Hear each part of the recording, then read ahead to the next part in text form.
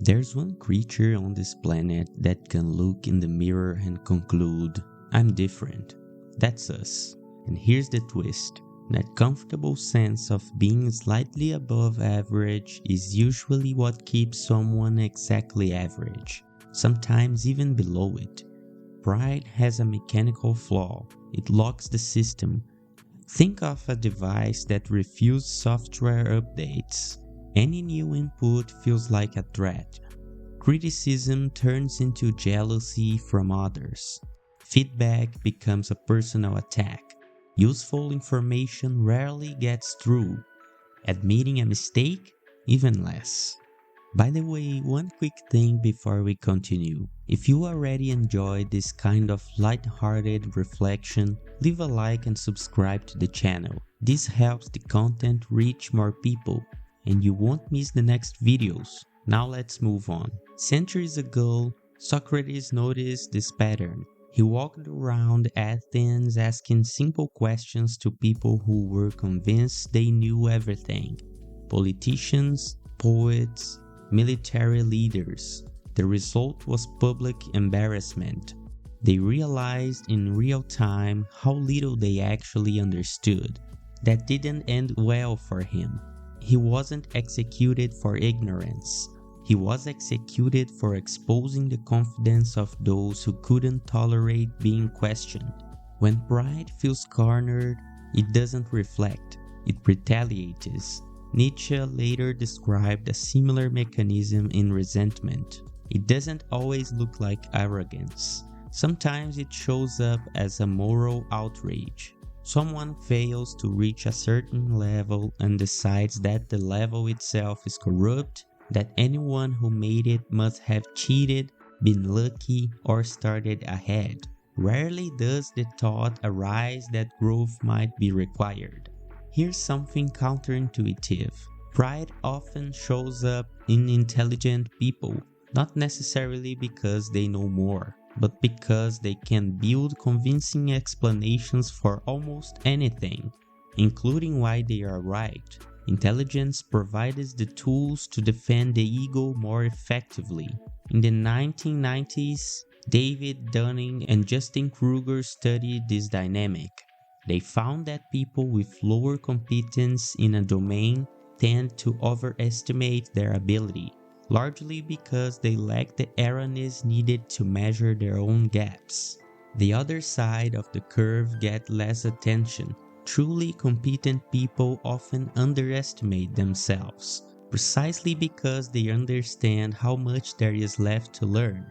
Pride usually signals someone who stopped halfway and assumed they had arrived. That's why, for centuries, it was considered the root of many other failures. It isn't about religious offense, it's about rigidity. When someone stops questioning themselves, they begin repeating the same mistakes with increasing confidence until reality intervenes. History offers examples. Napoleon believed Russia would fold like previous opponents. Decades later, Hitler made a similar assumption, facing the same winter with a similar outcome. Pride doesn't study the past carefully. It assumes it will be the exception. In the end, there's a difficult insight. You are probably not the impartial hero of your own story. You are more like a narrator smoothing over the chapters where things went wrong. And while your energy goes into protecting that image, someone else, less invested in defending their ego, is learning from the very lessons you rejected. Envy, the emotion that only hurts the one who feels it. There's a stranger kind of equality in envy. It cuts across status and background, and it usually doesn't target people who are far removed from your world. Most of the time, it focuses on those nearby, a coworker, former classmate, a neighbor. Closer the comparison, the sharper the feeling. That isn't random. It's how the mechanism works. Aristotle drew a distinction that tends to get blurred today. Emulation versus envy. Emulation is seeing someone achieve something and wanting to reach that level yourself. It can push you forward. Envy is different. It's seeing someone's success and wanting them to lose it. One fuels effort, the other eats at you while the other person remains unaware. Almost every emotion carries some form of reward. Anger releases tension. Indulgence offers immediate pleasure. Even fear can sharpen awareness. Envy offers none of that. When the other person succeeds, it hurts. When they fail, the relief is short-lived and hollow. It doesn't satisfy. It simply sustains dissatisfaction. Rousseau argued that this comes from a specific kind of self-love, one that depends on how others see you. It isn't basic self-preservation, it's comparison. Being well isn't enough. Being better becomes the goal. When an entire culture operates this way, dissatisfaction becomes constant. The finish line moves every time someone passes you. Social media didn't invent this pattern. It accelerated it. Comparison now lives in your pocket, updated in real time through numbers, images, and curated moments. In Dante's Divine Comedy, the envious are depicted with their eyes sewn shut. Symbolic, but clear. Envy enters through sight. You're unlikely to envy what you never see. There's another layer to it. Envy reveals something accurate about you. It points toward what you value and what you believe you lack. It's an unfiltered map of desire. The issue isn't feeling itself. The issue is what you do with it. Some people turn it into quiet sabotage or resentment. Others use it as information about where to grow. One last irony. The people you envy most often have no idea you are thinking about them at all. While they move forward with their lives, you are carrying an emotional weight they never asked you to hold. Lust. Often about the feeling, not the person. Most of the time, what you want isn't exactly the person. It's the sensation you imagine experiencing with them. That may sound blunt, but it shows up more often than people admit. For centuries, institutions tried to frame the body itself as the problem, treating desire as something impure. Predictably, repression didn't erase desire. It simply pushed it out of sight, where it tended to return in less healthy ways. From a philosophical angle, lust isn't just about sex. It connects to what Schopenhauer called the will, a restless drive that keeps pointing you toward the next thing, quietly promising that fulfillment is just ahead. You reach it, experience it, and soon enough the target shifts again. Completion keeps moving forward. Sexual desire makes this especially visible, not because it's wrong, but because the gap between imagination and reality can be stark. It's easy to build a perfect version of someone in your head, idealized, simplified, emotional, convenient. Then you meet an actual person with history, habits, moods, contradictions. The disappointment often comes from that collision, not from the person themselves. This isn't a personal failure. It's how the mechanism operates. Desire keeps you exploring, seeking, adjusting. If it's settled permanently, a lot of human movement would stop. Modern life, though, has streamlined the cycle. Dating apps, endless scrolling, constant novelty. Desire now has an interface.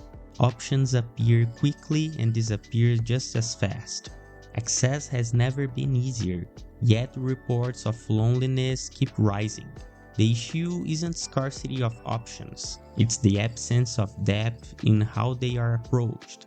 People can end up treated like consumable media, intense at first, replaceable once stimulation fades.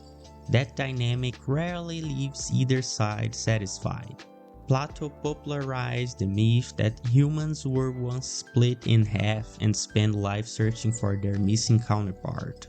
It's a compelling story, emotionally powerful. Still, it functions better as poetry than description. The narrative gives meaning to restlessness. Often, the deeper motivation isn't finding a specific person, it's wanting to feel alive, engaged, energized. Desire offers a quick route to that state. Wanting itself isn't the issue. Confusing a shortcut with a destination is where complications begin. When sensation becomes the goal rather than part of a broader experience, the search tends to continue without resolution. Gluttony. Not about food anymore, about endless consumption. In the 1970s, a French performer named Michel Lotito became famous for eating things most people wouldn't consider edible, including parts of a small airplane over time. Doctors found he had unusually thick stomach lining, a rare biological condition that allowed him to tolerate what others couldn't. You probably don't have that physiology. Still, in another sense, consumption has looked similar today, and it isn't mainly about food. Historically, gluttony focused on overeating because food scarcity was real. Consuming excessively meant resources others lacked. The moral concern was tied to material conditions. Now the pattern has shifted. Screen time, binge watching, endless feeds, hours of passive scrolling. Consumption continues long after enjoyment fades. The mechanism is similar. Intake exceeding need, drifting into autopilot, losing connection with genuine satisfaction. Epicurus, often misunderstood, argued that pleasure depends more on attention than quantity. Simple food shared calmly could be more satisfying than a lavish meal rushed through.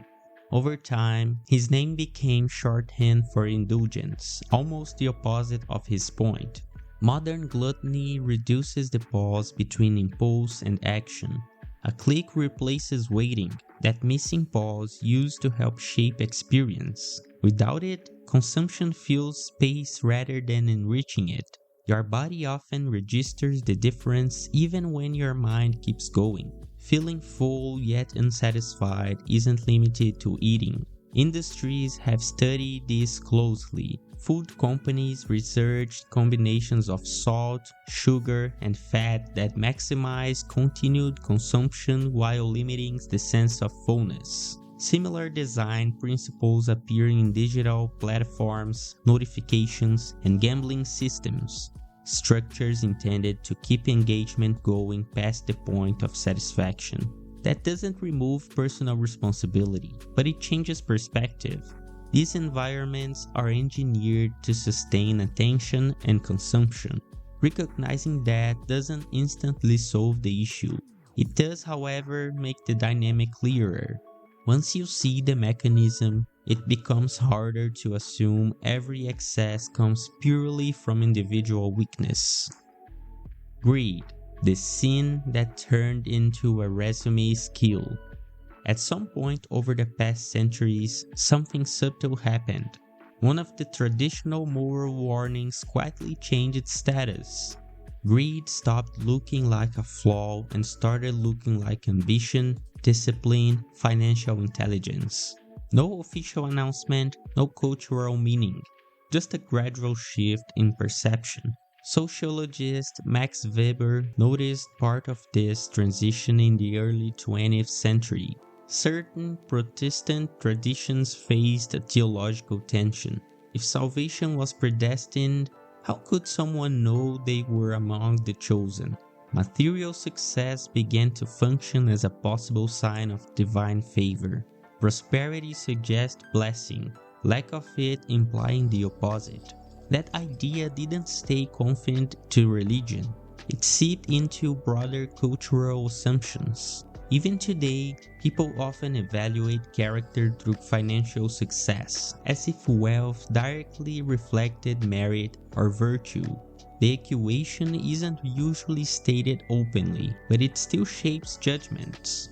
Philosophically, Greed differs from other excesses because it focuses on abstraction. Food satisfies hunger. Physical desire involves bodies. Anger targets someone or something. Money, though, is symbolic. It represents options, security, potential, not immediate necessity.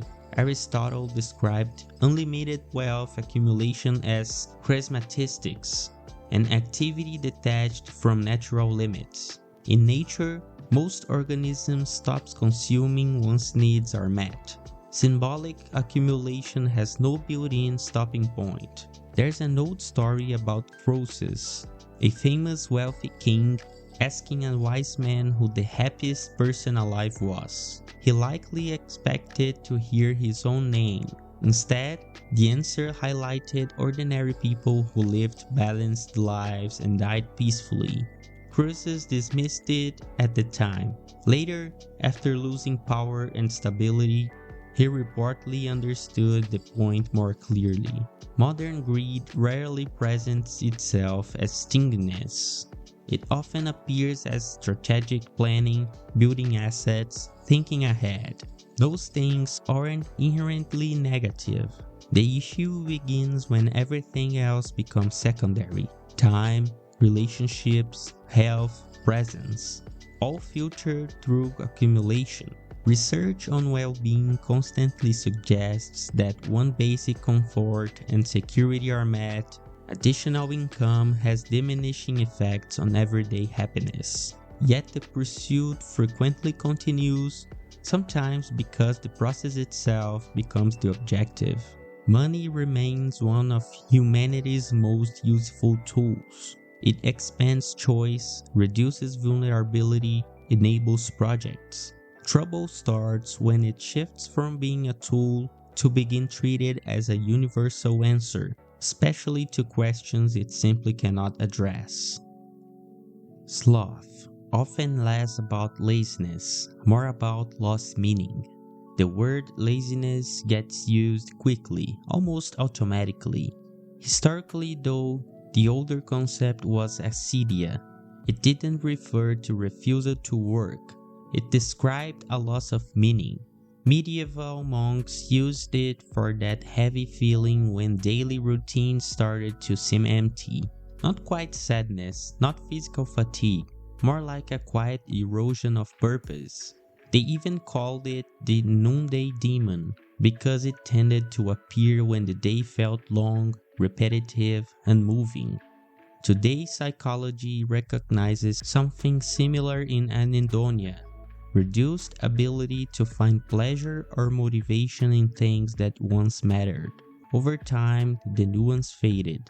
A crisis of meaning became labeled as simple laziness.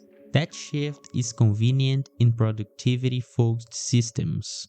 It turns a complex existential state into an individual moral shortcoming. Bertrand Russell in the 1930s wrote an essay praising idleness, not passive distraction, but genuine leisure, time to think, create, reflect, exist beyond constant function. The idea never fully caught on. Many cultures still equate constant activity with personal worth.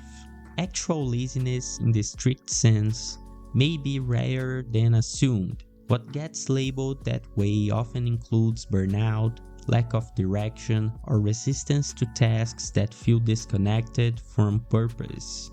A student unable to focus, for example, might not be avoiding effort as much as struggling to find meaning in what they are asked to do. Modern performance culture adds another layer. External pressure increasingly becomes self-pressure. Goals, optimization, constant productivity.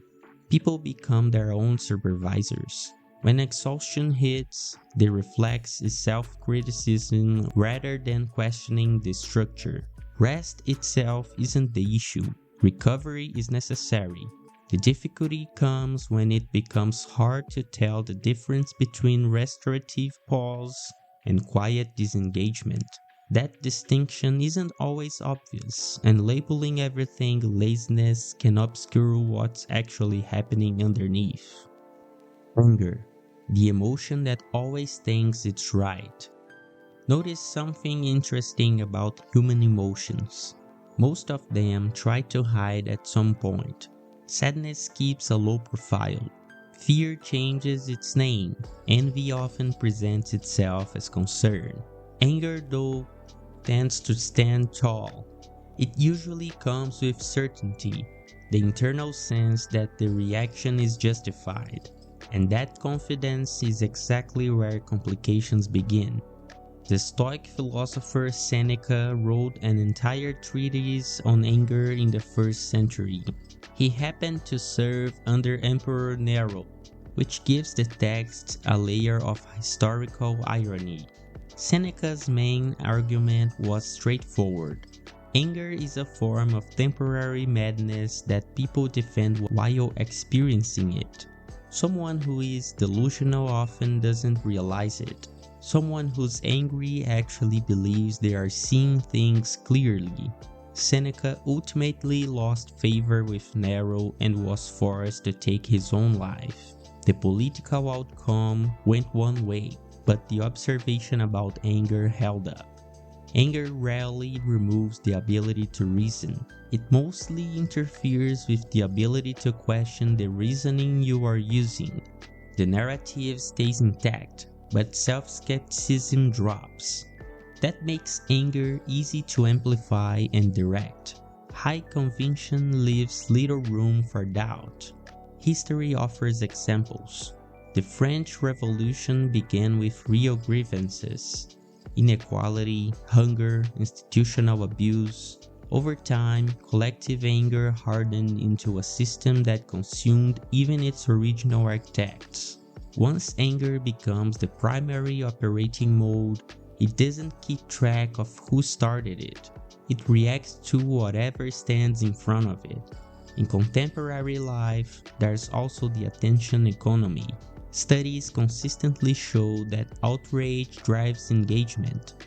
More clicks, shares, viewing time. Platforms respond to those metrics. Content likely to provoke indignations get more visibility. That doesn't mean every cause of anger is manufactured, but it does mean the environment often intensifies it. Another important distinction: anger can be fully justified and still counterproductive. You might be correct about the facts, the unfairness, the responsibility involved, and still act in ways that reduce effectiveness. Being right doesn't automatically lead to good outcomes. Marcus Aurelius, while governing a vast empire, wrote private reflections to help maintain emotional balance. Not repression, but regulation, recognizing where the emotion ends and deliberate choice begins. He understood that a leader ruled by visible anger becomes predictable, and predictability can become vulnerability. Feeling anger is part of being human. Sometimes it signals real problems. The key issue is what happens next. How it shapes decisions, relationships, and actions matters far more than whether the initial feeling was justified. If parts of this series felt familiar or slightly uncomfortable, that reaction makes sense. The point wasn't accusation, it was awareness. Recognizing these patterns doesn't eliminate them, but it does create space to respond with a bit more clarity.